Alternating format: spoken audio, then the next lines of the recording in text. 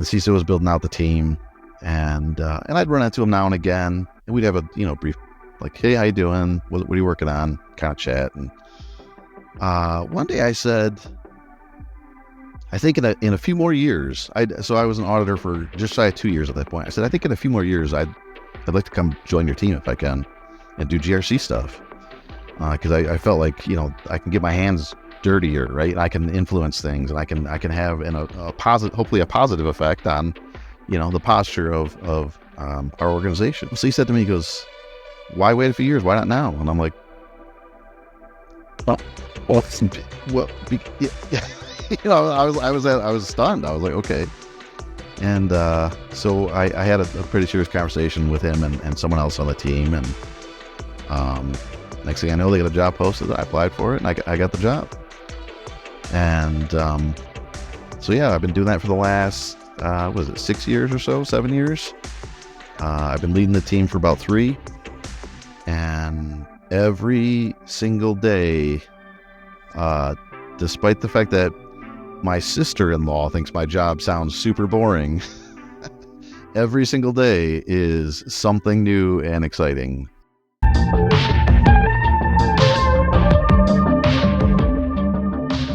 Yo, what's up, everybody? I'm Kenny Scott. I'm the host of the Paramify Podcast. Today, we're super excited to have with us Brian Martinez, a leading expert in governance, risk, and compliance. We love our GRC nerds, and Brian is Brian could be counted as one. He's got over 2 decades of experience. He's been at Michigan State University and working in the broader cybersecurity community. As the governance, risk, and compliance lead at MSU, Brian has spearheaded a lot of critical security projects and compliance frameworks, contributing significantly to the university's research and security posture. Beyond MSU, he's got the little hoodie on right there. Beyond MSU, he is a director at MISEC, and so he's also got some volunteer work that he's done in the past with IC Squared in developing the CISSP certification exam. So we know who to blame for those of us who have taken. Yes. Excited to learn about your approach for GRC in academia, Brian. Welcome to the show. It's a pleasure to have you on. Hey, I really appreciate you having me on. Great intro there. I didn't even give you anything, so you're really good at breaking things down based off of LinkedIn and whatever other info you could find. So thank you for that.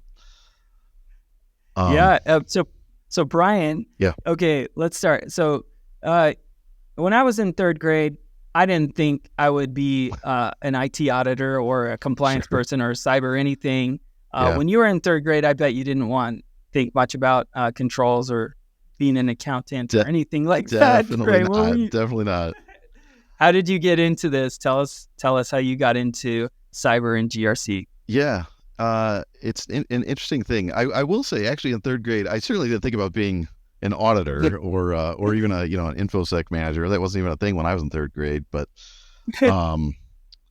I was really into computers. I didn't actually own a computer, but we'd go to school. We'd have the Apple IIe's, and we used to write basic programs and stuff like that. And I remember my 3rd grade teacher, 2nd grade teacher, 3rd grade teacher would be like, Brian is working on computers at an 8th grade level.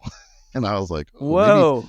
Maybe I want to work in computers. I don't know. But I actually didn't get my first computer until my freshman year of college, which was back in 1997, where I also went to Michigan State University.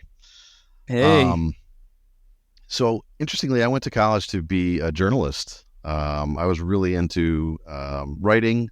I was actually thinking about double majoring journalism and poli-sci.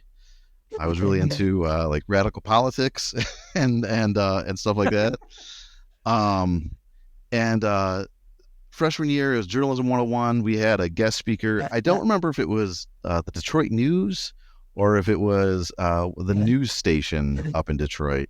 But so one of the journalists there came in, was a guest speaker, and they said, hey, kids, when you graduate from J school, as they call it, when you graduate from J school, you're going to work about 80 hours a week and you're making about 20 grand a year. And I was like, well, like, I want to write like some niche stuff. So that's like mainstream making 20 grand a year, right? Like, I'm like, maybe this is not for me. Around that time, I was, like I said, I got my first computer, and I wasn't afraid to break it. I was just messing around with my computer constantly, editing the registry. I'm like, I don't know what this does. Let's see what happens. And, it's, I definitely broke my computer a few times, and I just format and start over again, right? My first job there, I was installing network cards in computers because computers didn't come with network cards back then. They only came with modems.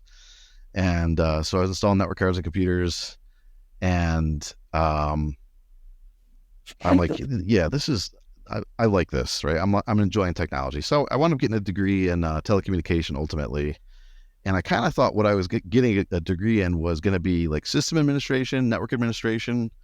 But what it actually wound up being was, the track I was in was called Information Systems and Technology Management. And what that meant was if I ever wanted to run Comcast, I have a good sense of how to run a cable company.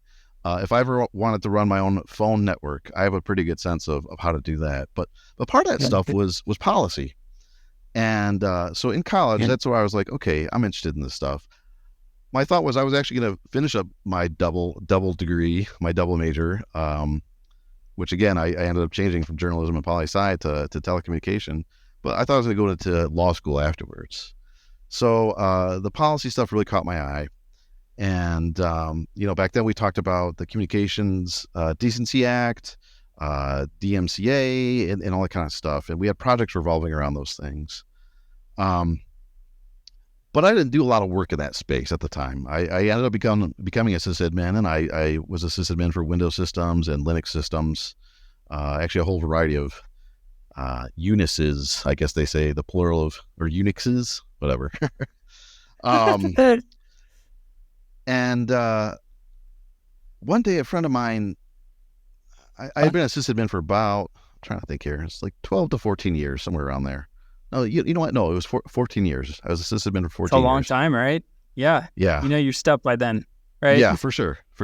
And a friend of mine, she said, the internal audit department's hiring. You should go work over there. And I'm like, no. Like, what? Right. And she was like, how do I get that job? Said no one ever. Yeah, right. Right.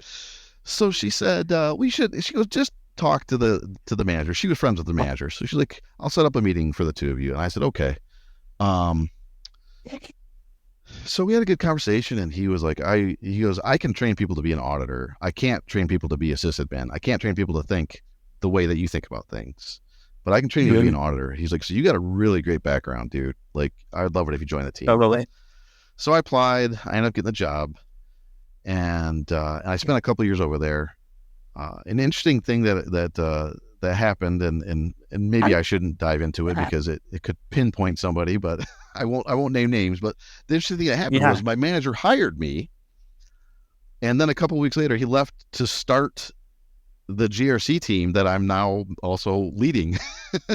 So anyway, I spent a couple of years in audit, and I actually found that it kind of got me back in touch with communicating, right, with writing. And I was like, you know what, I really kind of like this. You were an auditor, right? Part of your job, at least as an internal auditor, I think is kind of the same as an external auditor, although you're probably being paid by the hour and maybe you don't get as much time to do this. But part of it is breaking down those walls and building trust, right? Because you're going into those places like, hey, I got to talk to you about controls and what you're doing and not doing. And people don't want to share that info with you because they're worried they're going to get, in trouble or something. That's right. And so I found I was really good at establishing rapport, right? We would use OSINT to look into the people we're going to be talking to ahead of time. And I would try to find... What's OSINT for the... Thank you. Yeah. Open source intelligence. Okay. So just, like hopping on Google or LinkedIn and searching up the person. I might do a little bit of Facebook stalking, maybe. I'm not going to like befriend somebody, but just to see if there's like, oh, they're really into horses or, bowling or whatever, right? Something that I can say, like, I can use this as a building point, right? Of building that trust. And I wouldn't go deep diving into people too far, right? I wasn't like, I'm not stalking. I just want enough that I can build a business relationship, right? Sure. Yeah. And you got to write all this down, right? I had a meeting today with so and so. We talked about these things. Setting another meeting to dive deeper into controls on X system that they manage, and then we go back for the next meeting. Go through the checklists, the programs that we had built, the audit programs we had built, and to me it was enjoyable, right? It was getting me back in touch with my writing roots, my communication roots. I'm able to parlay my technical knowledge into, reports that, the board's going to read, the president's going to read. And it was really, honestly, I was like, this is actually kind of a pretty cool job. Totally. Certainly never, obviously I didn't consider it originally, right? Right. Right. And one of the things that was frustrating about it though was, you're you can't touch things, right? You can't, you can try to influence, but you don't really have that level of control over the destiny of the organization. Totally. It's hard to have skin in the game when you're an auditor. Right. Yes. Right. Yes. Which people resent sometimes, and you have to really focus on that relationship like you did. Right. Yes. Yeah. Yeah.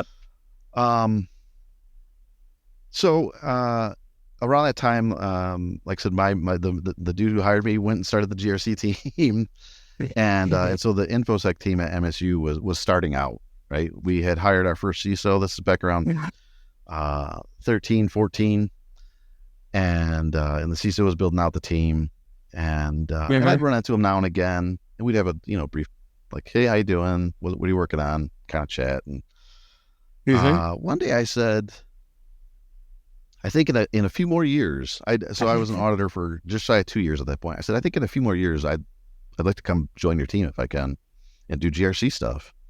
Because I felt like, I can get my hands dirtier, right? And I can influence things. And I can have a positive, hopefully a positive effect on, the posture of our organization. And 100%. And he said to me, he goes, why wait a few years? Why not now? And I'm like, what? I was stunned. I was like, okay. Well, and so I had a pretty serious conversation with him and someone else on the team, and next thing I know, they got a job posted. I applied for it, and I got the job. And that's awesome. So yeah, I've been doing that for the last 6 years or so, 7 years. Yeah, I've been leading the team for about 3, and every single day, despite the fact that my sister-in-law thinks my job sounds super boring, every single day is something new and exciting. There's never a dull day over on the GRC team. I can imagine that's quite a responsibility. InfoSec at a international university, basically, right? So tell, and I love I'll just comment real quick. I had a similar arc, right? So I was external auditor, and I did consulting a little bit, and then I did internal audit, and then I had other internal roles, and then went into under the CISO organization at Adobe, right? And then later, we went, then I was just a consultant, and I started my business. So I found it's really great it's great learning to be an auditor, because you get to be kind of an ignoramus. You were absolutely not, because you knew the questions to ask, and you knew what could go wrong beforehand. I didn't really have that. I had some programming background, right? But like that really helps. But I like it from the audit perspective. You have this kind of shield that you have your seniors, your managers that can help you, and everything. It's really a great way to go. Right. But then, like you said, at some point you don't want to be auditing. You really want to be helping to solve the problem. So I totally identify with that, and I think a lot of people do. Yeah. But audit, I'll be honest, like audit was great. You get to be your own boss, it felt like, right? You've got your marching orders, but you figure out how to get it done. And that was kind of a cool thing. Yeah. Anyway. So we went into that arc. So tell us how GRC has. You've been in this a long time. Tell us how it's evolved over the years, particularly now. We've seen a lot of new things. We've seen cloud take over since you've been doing it, right? Yep. We've seen now AI. So what are some of the things that have evolved, and what has stayed the same, and what has stayed the same? I don't want to ask you too many, but what do you expect to stay the same throughout the years? No, that's a really good question. I'm going to start with what's stayed the same, if you don't mind, because I do want to share a quick related anecdote about that, and that's when I first started doing the GRC thing. Lots of folks, new hires on the security team, even who were not GRC analysts. Lots of folks like, what is GRC? Like, I don't understand. And to be perfectly frank with you, even though I was on the team now, I was like, I don't even know if I really understand. Like, I don't know if I understand it. But we started having conversations, and one of the things that stood out to me was, I'd start with questions back. I'd be like, well, what are you working on, right?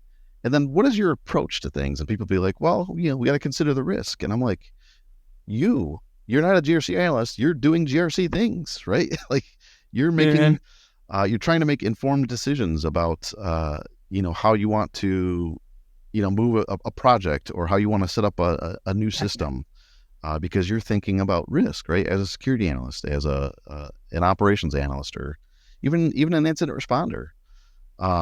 And so that was an interesting thing to me. Like, lots of people are doing GRC, maybe not formally. And I think a lot of people don't even know that they're actually performing some of the GRC functions themselves. So I found that to be very interesting. And I still find that to be the case now.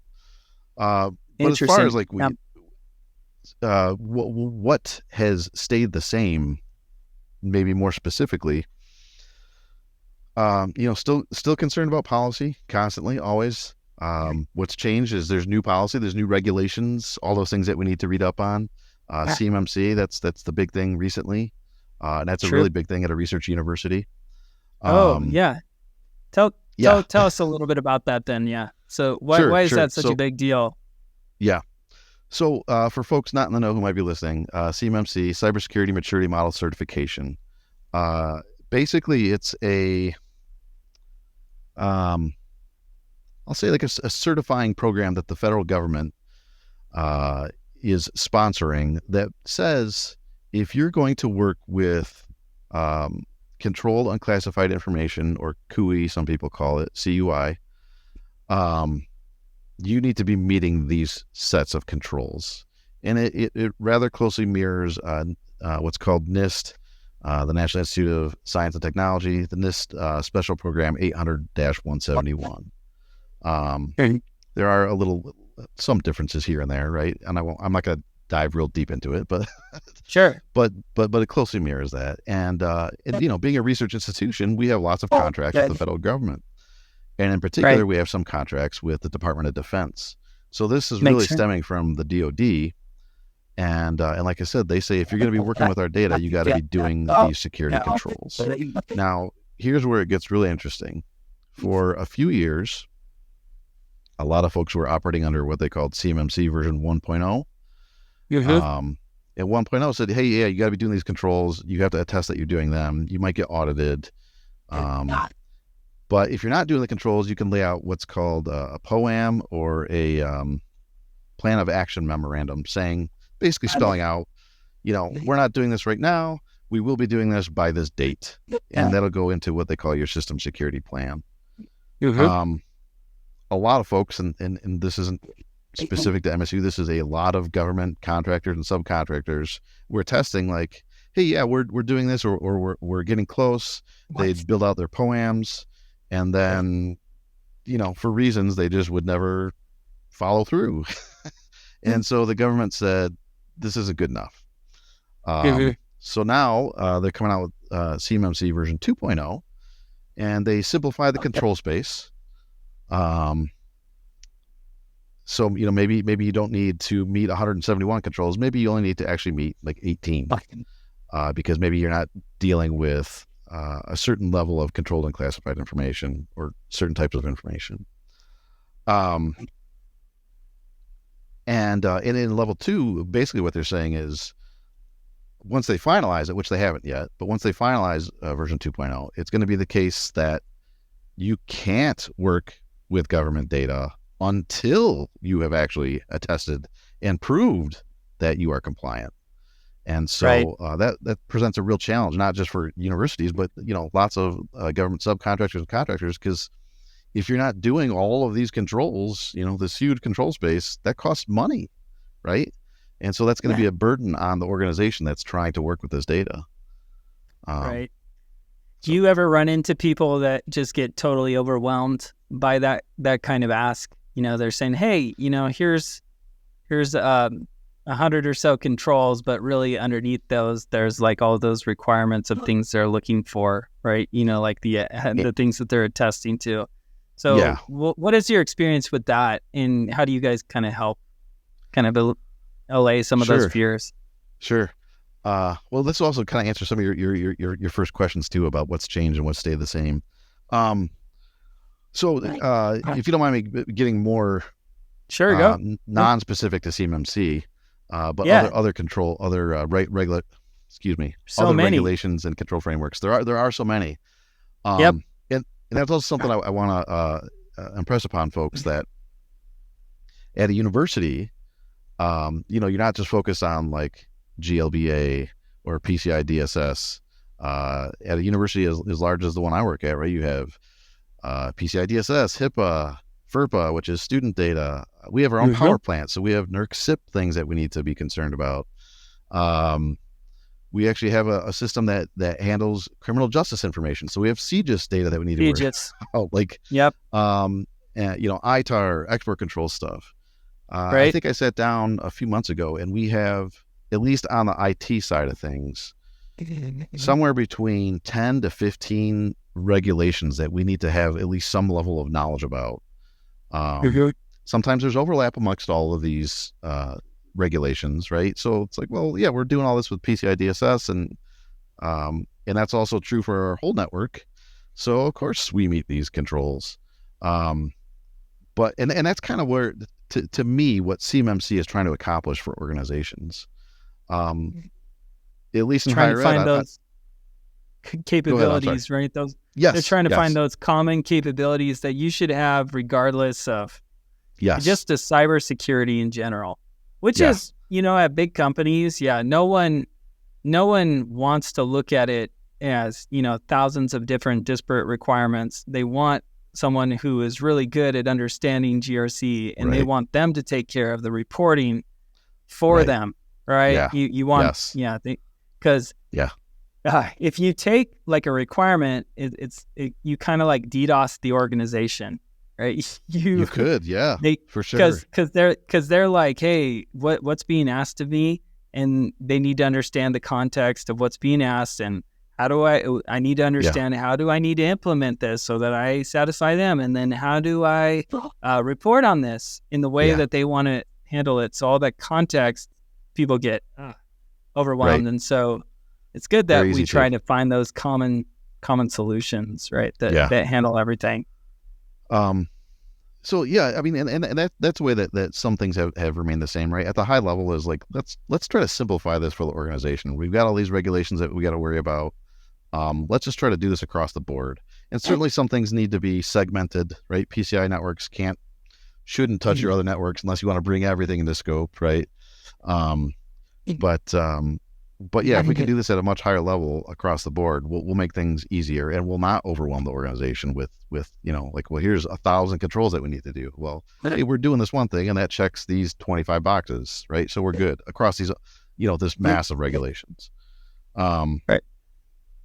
But yeah, I mean, and that, like, so that's one of the ways that GRCs remain the same over the years is, it's always going to be about, policy interpretation, communicating risk to the organization, and then compliance. An old coworker of mine used to say, risk is our middle name. And I agree very strongly with that. A GRC team at my institution, at least, and I think maybe higher ed across the board, risk is often the strongest area, but compliance is the heaviest area, right? because there's so many areas of compliance that a school needs to be worried about. Right. Totally. Totally. You mentioned CMMC is kind of like that standard. Sorry, getting back into. I'm not meaning to get back into CMMC, but it's kind of funny how you remember that. I don't know if you've seen that XKCD where it's like, hey, there's like 14 competing standards, and it goes 14 ridiculous. We need to develop one that universal standard that it covers everyone, every use case, and they're like, yeah. And then now we have like 15 competing standards. Right. I feel like CMMC is not going to be the last one. I mean, I don't think it will continue. Yeah. I don't think it will be. And if I can share, this is my personal opinion. Maybe a two-parter. I think it's a good thing, particularly for a research institution. Maybe not private enterprise, but what I like about it is it's finally the government coming in and saying enough of this terribleness, right? Like we need to standardize on something, and they're the biggest customer pretty much across the board in the United States, right? The federal government is, and so they've got a lot of weight that they can throw around and say this is the way it has to be. The other thing that is, I don't know if enjoy is the right word, but I'm going to say enjoy about CMMC is right now, we're seeing this related to, like say, controlled and classified information. So when our institution has contracts related to that, we're going to have to test like, hey, this is a thing. Yeah, we're doing it or we're not doing it. Therefore, we'll lose the contract. But I'm hearing grumbling that a lot of other government entities, not just the DoD, are moving this direction, right? So that'll be, I think, a very positive thing for a university where it's like, well, if you were already doing this for the small group of research, well, now here's an even bigger body of research. You're already doing it, so this should be easy at this point, right? Totally. What we see a lot of is every government institution has something a little different, right? It all largely revolves around NIST, either 853 or 171 or what is it, 63, the risk management framework, I think. There's all these questions about something. But if they could standardize on that, that's going to make everybody's job easier in higher ed. So I'm kind of excited about that. Great. So you're kind of champions of standards, right? Yep. We all want them. It gets complicated really fast. So how do you typically approach, so you said, your guy said your middle name's Risk, right? So how do you typically approach assessments, and, what kind of impact are you looking to have, when you do these? Yeah. So it's an interesting thing where I'm at. Risk is I mean that's the name of the game for us. Everything is risk, and something else I'll mention. Kind of a difference in higher ed versus other sectors is confidentiality is really the name of the game. And the CIA triad, right? Confidentiality, integrity, and availability. Certainly integrity and availability are important, but confidentiality is everything for us. And some of those other ones are weightier in other organizations, right? Like in a bank, integrity is probably going to be the biggest factor for them. Confidentiality probably coming a very close second, and availability an extremely close third, right? But for ensuring that those numbers match versus for education versus something else like energy, right? Might be a little different, right? Yeah. Availability would be number one there, right? Exactly. So risk is important. Risk drives everything, right? Risk what are is you really trying important. to accomplish? Yeah. And what makes so I imagine this is similar to other organizations, but I don't know that for a fact. But our GRC team at MSU is, we basically serve as security consultants.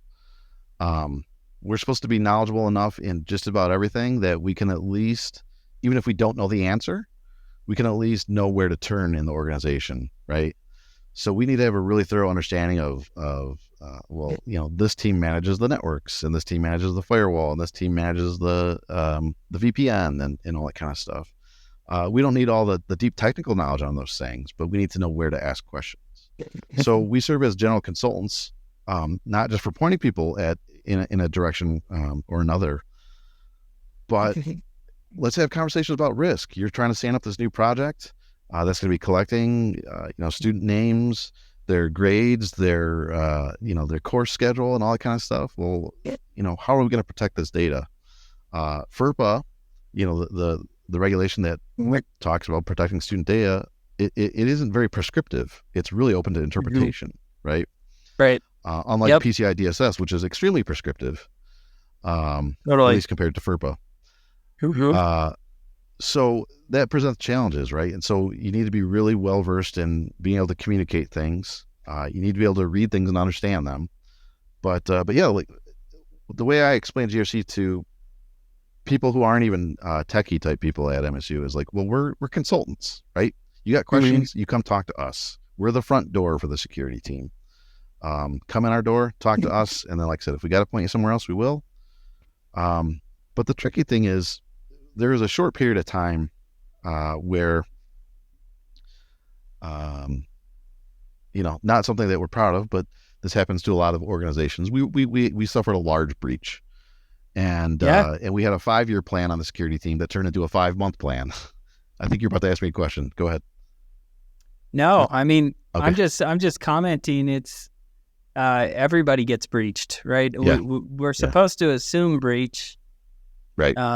And then when it actually happens, it tends to get, the story tends to get out of control, right? But of course that happens, right? It's just how are you going to respond to it? So right. And then again, go. So we responded rapidly and well, in my opinion. But yeah, our 5-year plan became our 5-month plan, and then our team kind of turned into the police, which isn't what we should be, right? But I mean, we had to start somewhere because there was a number of things that we just weren't doing, and so once we're kind of done being the police, we're like, well, everyone is familiar with expectations, what the processes should be, where the request should go. Let's start giving trust back to the organization, right? Like, we can trust our colleagues to get their job done. And if they've got questions, again, we're here, right? Come talk to us. So the tricky thing is, some of the folks that kind of worked through that and still work here, it's like, well, GRC has the answer. And it's like, well, no. Again, we're supposed to be the consultants. We'll give you advice and hopefully great advice. Hopefully you'll follow it. We're giving you a recommendation, right? We're not responsible for the decision here. We're telling you, like, yeah, this appears low risk based on our assessment. We recommend that you proceed. Or we might say, hey, this is pretty high risk. We wouldn't do this. Like, you shouldn't do this. But it's the business's decision, right? If they're going to take on that risk or not. And, sure. And so that gets to be a tricky thing, because sometimes people just think, well, GRC needs to make the decision. Well, no. Like, you need to make the decision. We just need to inform you, right? Yeah. So what do you think about that whole SolarWinds thing and the CISO basically, that everything kind of changing the game, right? Because if the CISO has, I mean, to me, it feels a little bit off, right? It's not the CISO's responsibility to make a business decision for everything. Right. They do need to help. There's a lot of stuff that they need to do, right? Like, absolutely, their security program needs to be up and running. They need to exercise due care and make sure that they're evaluating things. But ultimately, so what are your thoughts there? I mean, I guess I kind of tipped my hat to. Yeah. showed my hand right there. Right. Oh, you're all good. You know what I think? It's interesting because I understand the need for an organization to have someone fall on their sword, right? You're the person closest associated with security. So you got to go. We made a bad decision, right? I understand the need to try to save face. I'm not saying that it's right, but I get it. But keeping in mind that, being in this industry as long as we both have, right? We know the phrase, right? It's not if but when that breach happens, right? Everybody's going to get breached. If you somehow haven't been breached yet, one day, unfortunately, it will. And and with that in mind, though, like it helps to have an organization that understands that and is willing to learn in that space, right? A breach happened. Okay, what went wrong? How can we fix it and make sure it doesn't happen again? Rather than throwing someone under a bus saying like, well, this is your fault, right? Yeah, the CISO shouldn't own the final decision on whether something happens, but they should have, probably a weighty influence on it. If there's something that's extremely high risk to an organization, the CISO should probably step in and say, this shouldn't be it. In SolarWinds case, I don't know. I don't remember all the details about everything that went wrong there. Honestly, me neither. Yeah, but was that the CISO's fault that there was, an exploit in their software? Maybe. I don't know. Did the CISO tell them they should be running, some sort of AppSec program and running their code through that, right? Static code analysis. They were doing things, right? They weren't doing nothing. It's just you don't know what you don't know. And that is risky. And obviously, right, we can all do better, right? But it is really critical, right, that organizations figure out how they're going to respond, if and when there is an issue, and be building out that GRC function early on in the life cycle of the business, right? Because it's absolutely critical, right? Because if you don't have it, dang, man, that's painful, right? So in your case, you guys did have a function, and you're able to respond, quickly, right? And well, right. Yeah. Quick question, man. So you hire a lot of GRC folks, right, on your team.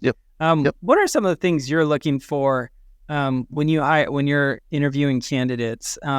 People just wanting to get into GRC. What do you recommend to them? So those are two questions. What are you looking for? That's a good question. The first person I actually hired, they reached out to me saying their background was more on the programming side, and they're like, "Should I apply for this job on your team?" I was like, "Let's have a conversation," and we talked about it, and they had a background as, interestingly, a journalist. You don't need to be a journalist to be a GRC analyst, certainly, but you need to be able to communicate, right? To me, that's the biggest thing I'm looking for is soft skills. How are you going to handle particular situations, even if they're not security related, right? I might not ask you a security scenario type question to gauge your soft skills. I want to know how you're going to handle, if a coworker throws something at you that you weren't expecting. Are you a reflective person, right? The name of the game from where I sit, it's soft skills is the biggest thing, right? Communication. And that's not, it's not like English as a first language necessarily, right? You just need to be able to break things down that are technical and explain them to people in a way that they'll understand. And be able to partner with them, right? And be able to build that relationship, right? Yes. I was actually about to get there next, which was you also need to be able to have, I think I would say like a place for empathy, right? Realize that your colleagues at your company are most likely not trying to do the wrong thing. They're not trying to be malicious, right? They just don't know. And so they need someone that can walk hand in hand with them and get them through to the other side. That same person that I just mentioned that reached out to me about the job, they were one of my first hires. They once joked that security is no as a service. And which I thought, everything is as a service anymore, right? So I thought that was pretty funny, but totally, they're at odds. Security and features and roadmap, they're naturally at odds. So again, it gets back to risk. I know this for sure because I've been, building software company for a while, and I always knew that, I know that you have a real job to do, but you got to do this. And so we are always trying to focus on how do we make this easier for you to do the right thing, remove the friction around doing what's wrong, and try to make it easier. But man, when I'm making the decisions for our company, security is absolutely a feature, right? Yeah. Because it comes down to risk, right? You don't do business you're not MSU because security, right? You're MSU because Right. you're trying to change the world, make the world a better place, educate people. Right. It's Yeah. just security helps enable that, right? In today's world, right? Yep, for sure. Yeah, man. But similar to what you said, I try to find. I'm like, you're coming to me with a problem. Maybe it's a risk, maybe it's not. But I want to figure out a way that we can get you to do it, right? I don't want to be that heel, right? I want to get to yes, but I want to mitigate risk as much as we can along the way. So yeah, having like I said, some room for empathy with what your colleagues, your coworkers, are trying to accomplish. Again, that goes into the soft skills. And really just kind of having, I would say, some basic knowledge about technology. You don't need to have been a sysadmin. You don't need to have been an expert programmer. It helps. It does really help. But if you know that, hey, there's a workstation and there's a server and they communicate to each other and, and there's DNS and HTTP and all that kind of stuff. If you know the basics, that's largely enough. Having some sense of how a business operates too, right, is also extremely helpful, because that's part of that risk management function, right? You can't describe risk to a business if you don't know how a business works. That's right. Yeah. That's where audit helps, right? If you go into audit first, right? So I loved having my audit background because it gave me that safe space basically to learn all of that stuff. And from my colleagues, I found out about, whoa, that was a pretty crazy finding you had, or like, when we're talking about really crazy things that have happened and how control can help mitigate that. So having that background for me was like just super awesome, right? And then just kind of building out those soft skills. I 100% agree, man. Yeah. The last thing I'd say about it is simply just excitement about security. It doesn't have to be GRC, but just excitement about security, right? That's a big thing. I'd be willing to take on someone that shows potential, like they've been learning. Oh, I got my pen test plus. I'd be willing to take a pen tester on a GRC team, even though they're not doing GRC, right? Like they're excited about it. Oh, I want to get my offensive security cert, right? Or whatever they want to do. Just have that excitement about security will also really help you get your foot in the door at the very least. Finding a knowledge pig, someone who's just hungry, right? Wants to learn. Those are the people I want to be in the arena with. Right? Those are the people 100%. that are trying to become really the very best version of themselves. That people talk a lot. There's a lot of emphasis on culture and building, like in ping pong tables and all that other stuff, right? And in time off and paternity, maternity, whatever it is, right? To me, a great culture comes from finding those special people that are really just wanting to learn and just get better and better and better. And what a great field to be in. Yeah.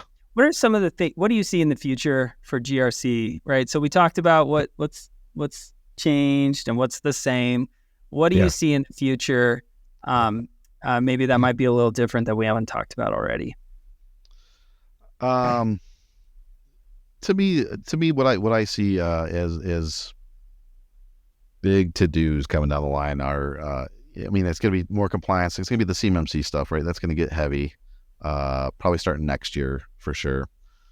But AI is another interesting area, and in particular in higher ed,